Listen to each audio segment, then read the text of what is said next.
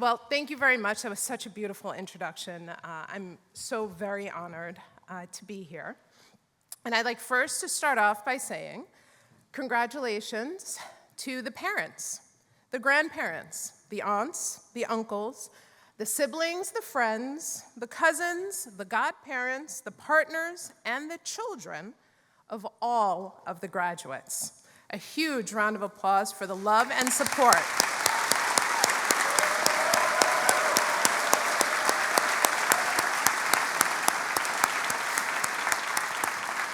that you have provided all of the future doctors who sit here. And an enormous congratulations to the class of 2025.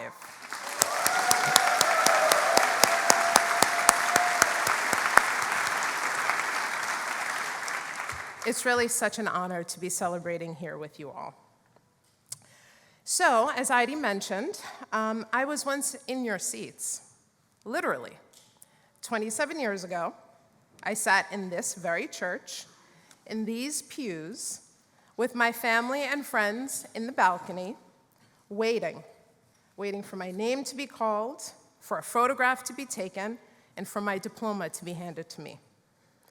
Like many of you, I was filled with excitement, pride, exhaustion, fear, just a whirlwind of emotions at the end of an incredible journey. You all have accomplished so much and overcome so many obstacles. It may feel surreal for someone to stand here and say, but your journey has just begun. And yet, that is precisely what I'm going to say to you. Today is much more than just an end of medical school. It's the beginning of your calling. The concept of medicine as a calling has really lost popularity in recent years. I know, I have seen the residency Reddit threads, and sadly I can never unsee them, but I can understand why younger physicians might push back on this concept. A job is considered a calling when it is deeply connected to a person's sense of purpose, identity, and values. It goes beyond earning a paycheck or achieving career advancement. It feels meaningful and personally fulfilling, and it's often tied to contributing to the greater good or making a difference in the lives of others. I didn't make that up. I asked ChatGPT, so you know it's accurate. But honestly, when you hear that description, it doesn't sound so bad. But as medicine has become increasingly corporate and demands on physicians seem to grow exponentially, younger physicians entering the field have grown a bit skeptical of this definition. They have witnessed or experienced themselves how large hospitals, HMOs, and even community health centers can weaponize the concept of medicine as a calling to encourage doctors to do more, not necessarily for the sake of the patient, but rather for the sake of productivity. Young physicians have also bore witness to increasing corporate gain for health insurers in the face of worsening health inequities. When we think about the fact that the Black maternal mortality rate is 3.5 times higher than that of white women, that there's a life expectancy for American Indian and Alaskan Native populations that is 20 years shorter than that for Asian Americans, when we consider restrictions on gender-affirming care in 27 states, with total bans on this life-saving care in 19 states, and worse hospital outcomes for patients with limited English proficiency. When faced with the proposition of working longer hours filled with administrative work to contribute to the productivity of large corporations at the expense of our most vulnerable patients, well, that value proposition does not favor an argument for medicine as a calling. And yet, it is precisely because medicine is a calling, deeply connected to a person's sense of purpose, identity, and values, that makes it worth doing it all. And that makes it joyous. My education at Brown provided me a roadmap to explore medicine as a calling. The PLME, in particular, reaffirmed for me that the practice of medicine goes beyond a mastery of science. It is a lifelong commitment to restoring the humanity of others through healing. You see, I made the decision to become a pediatrician well before entering medical school, for reasons that were deeply personal. My family had immigrated to the United States from Haiti in the late 60s. My grandfather was a political dissident and was arrested and beaten over a dozen times for his vocal opposition to François Duvalier, the dictator that ruled Haiti for nearly 2 decades. When it was clear that his life and the lives of his children were in acute danger, my whole family left and came to the United States. I grew up in Brooklyn, listening to stories about my family members and all their acts of defiance and courage during those times, both large and small, and my takeaway was clear, that we all have the power to fight against injustice, amplify the voice of the voiceless, speak truth to power. From ages 8 to 18, I traveled to Haiti nearly every summer, where I learned to appreciate the sheer beauty of my country and culture. It was also where I witnessed firsthand the ravages of colonialism, the lasting impact of forced reparations paid to France, the destruction of our industries and infrastructure, and the erosion of our social safety net following years of a dictatorship. I saw the stark differences between my life and the lives of other children and felt called to do something about it. And my answer was pediatric medicine. I applied to the PLME because Brown was the only institution that openly acknowledged that a deep understanding of the human experience was imperative to the study of medicine. My education right here prepared me for residency at NYU, where I cared for patients at Bellevue Hospital, the oldest safety net hospital in the country. There I had the privilege of caring for the most vulnerable children and families. A 9-year-old with trisomy 21 and pulmonary hypertension from the Dominican Republic who had never had access to cardiac care. The 2-year-old with chronic kidney infections who couldn't keep a nephrostomy tube in because his family was unhoused. The 6-year-old with sickle cell whose family couldn't afford simple hydroxyurea.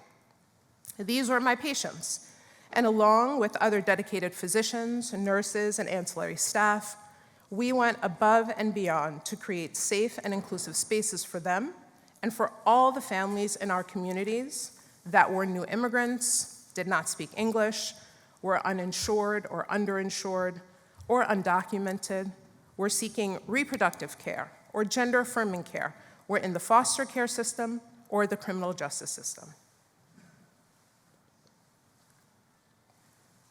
When I wasn't actively caring for these patients, I worked with mentors and advocacy groups to make changes that we hoped would ultimately benefit them and their families. My family had taught me the why, and Brown and Bellevue Hospital were teaching me the how.